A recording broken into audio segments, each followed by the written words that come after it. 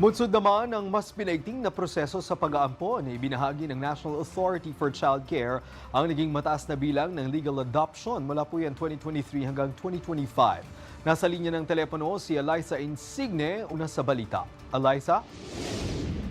Greg, ipinaki ng National Authority for Child Care o NACC ang mataas na bilang ng successful legal adoption na kanilang naisagawa mula 2023 hanggang 2025.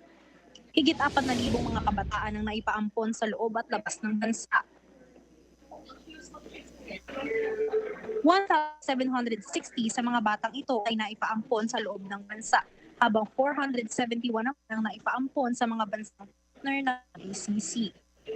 126 na mga batang kabilang sa special home founding o mga batang may special condition gaya ng health condition o mga magkakapatid na hindi pinaghiwalay din ang naipaampon.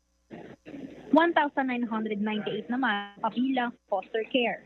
1,091 dito ay kasalukuyan pa rin kasama ang kanilang foster family. Mayroon din namang binibigay na financial support sa 840 active subsidized foster children.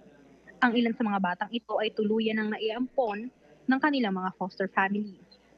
Layunin ng NACC na mas mapadali at maging ligtas ang proseso ng pag-aampon sa bansa upang masiguro na mabibigyan ng maayos na tahanan ang mga batang walang pamilya.